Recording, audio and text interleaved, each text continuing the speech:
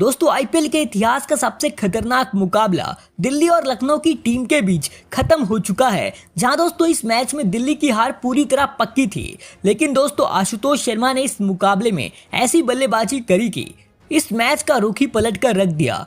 आप दोस्तों देख सकते हैं कि फाफ डु प्लेसिस की आंखें कैसे चौंक उठी और इसके बाद दोस्तों केविन पीटरसन तो खुशी के मारे रुकी नहीं रहे थे।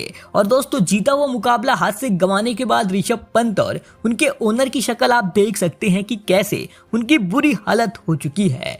जी हाँ दोस्तों, ये मुकाबला एकदम दिल्ली हारी हुई थी, लेकिन दोस्तों इस मैच में दिल्ली के आखिरी के बल्लेबाजों ने आकर कैसे हार के मुंह से जीत हासिल करी वो देखने लायक बात थी। क्योंकि दोस्तों दिल्ली की टीम 210 रनों के बड़े विशाल स्कोर का टारगेट का पीछा करने उतरी थी और उनके शुरुआती 3 विकेट 7 रन के स्कोर पर गिर चुके थे और उनके आधी टीम ही 65 रन के स्कोर पर पवेलियन लौट चुकी थी। और ऐसा लग ही नहीं रहा था कि दिल्ली की टीम ये मुकाबला जीतेगी और लखनऊ की जीत पूरी तरह पक्की दिख रही थी। जहां इस मैच में लखनऊ ने पहले बल्लेबाजी करते हुए 209 रन बनाए थे 8 विकेट के नुकसान पर, जहां मिचेल मार्श ने 72 रनों की शानदार पारी खेली थी। उन्होंने केवल 36 गेंदों में 6 छक्के 6 चौकों की मदद से 72 रनों की तूफानी पारी खेली थी। तो निकोलस पूरन ने केवल 30 गेंदों में 7 छक्के 6 चौकों की मदद से 75 रन बनाए थे। इन दोनों की शानदार बैटिंग की वजह से ही लखनऊ की टीम इतना बड़ा स्कोर खड़ा कर पाया था। लेकिन दिल्ली की तरफ से गेंदबाजी में कुलदीप यादव ने अपने 4 ओवर में 20 रन देकर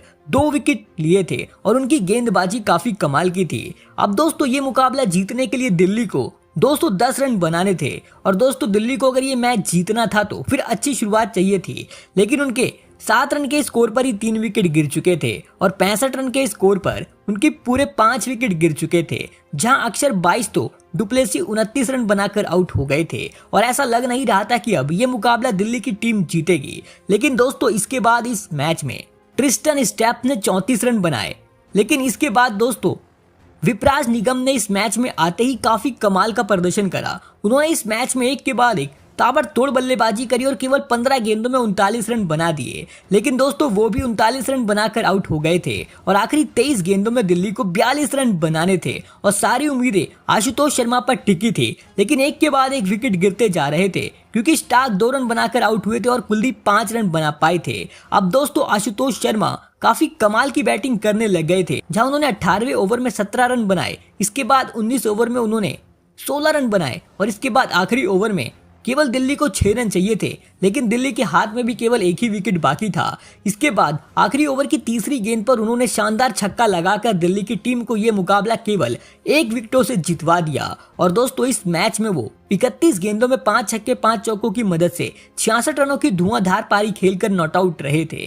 और दोस्तों जब ये मुकाबला जीत गए तो फिर उसके बाद प्लेयर ऑफ द मैच का अवार्ड भी आशुतोष शर्मा को दिया गया।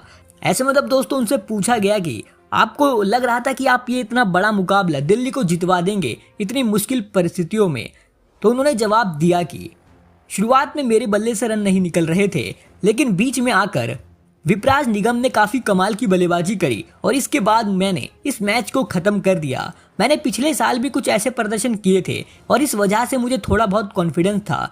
आशुतोष शर्मा ने इस मुकाबले में दिल्ली को जीत दिलवाने के बाद सभी को चौंका दिया और दिल्ली की टीम ने ये रोमांचक मुकाबला केवल 1 विकेट से जीतकर जीत से खाता खोल लिया है। ऐसे में दोस्तों ये मुकाबला आपको कितना रोमांचक लगा था, अब अपनी कीमती राय हमें नीचे कमेंट में जरूर बताएं।